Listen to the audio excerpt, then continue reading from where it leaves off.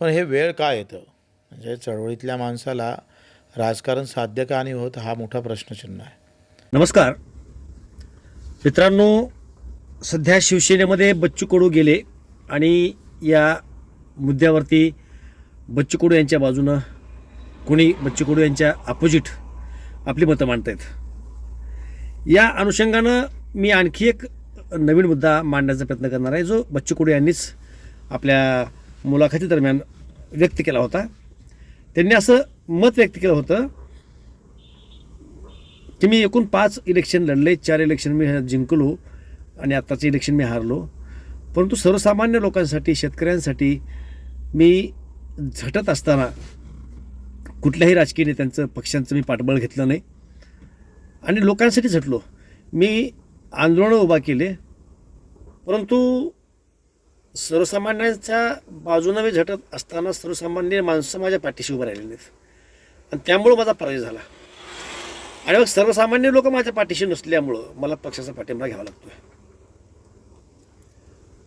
मला वाटतं ही फार मोठी शोकांतिका आहे या महाराष्ट्राची, की जे जे लोक सर्वसामान्यांसाठी झटलेत ते लोक राजकारणामध्ये वरी कधी झाले नाहीत.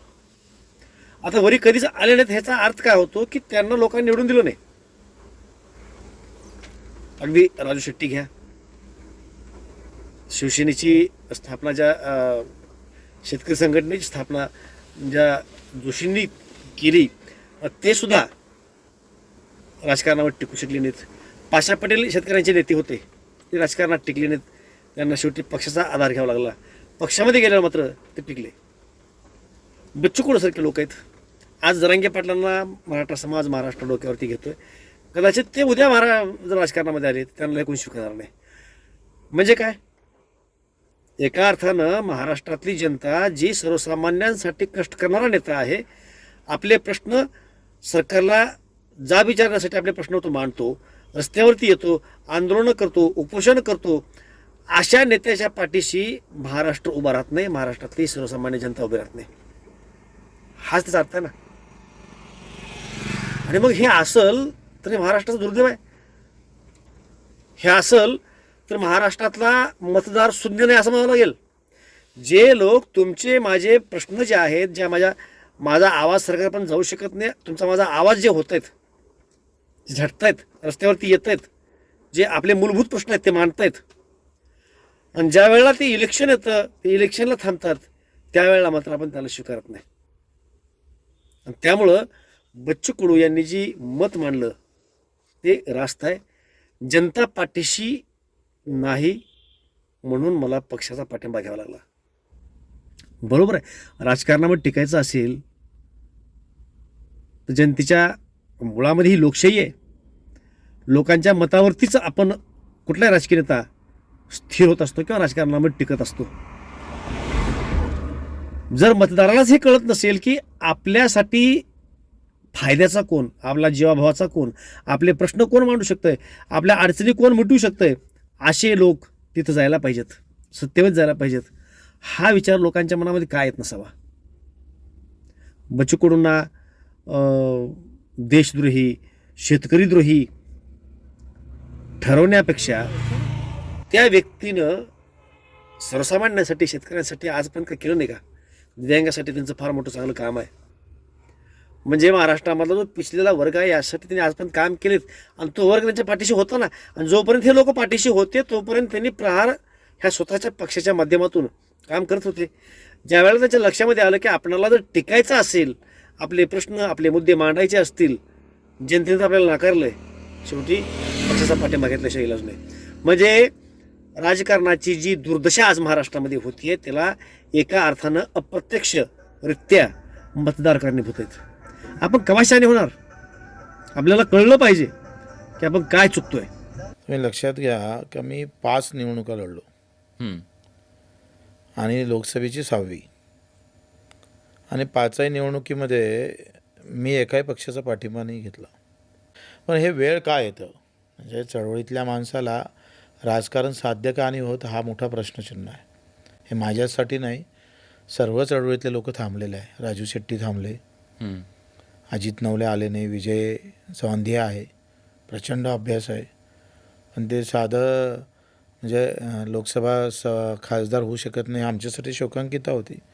शरद जोशी साहेब पडले राजकारणामध्ये, बाबासाहेबांना दोंडा पडावं लागलं. ही का होतं आहे हा मोठा प्रश्न आहे.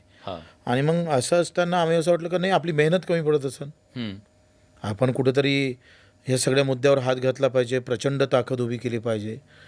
आम्ही लागलो आहे, दिव्यांगासाठी पुरा महाराष्ट्रभर फिरलो आहे, शेतकऱ्याचे आंदोलन उभे केले. तुम्हाला माहीत आहे, CM to PM मोदी साहेबांच्या गावात जाऊन आपण आंदोलन केलं होतं.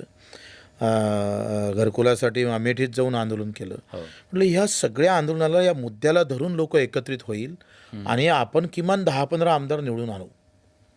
सहज मग मी ते स्वप्नच पाहत होते. म्हटलं आपले जर 5-6 आमदार 10-15 आमदार राहिले तर आपण खेचून काढू ना, हे सगळं शेतकऱ्याच्या बाजूनं उभं करू. पण असं करता करता मीच पडलोय.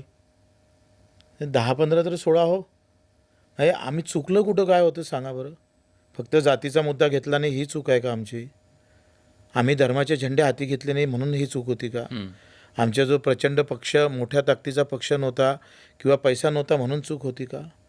आम्ही 30 आमदार उभे केले, 2-3 सेकंडमध्ये राहिले. त्यातले 4-5 जरी आले असते ना, तर शेतकऱ्याचा आवाज म्हणूनच बच्चू कडू होता ना, दिव्यांगाचा आवाज म्हणूनच होता ना.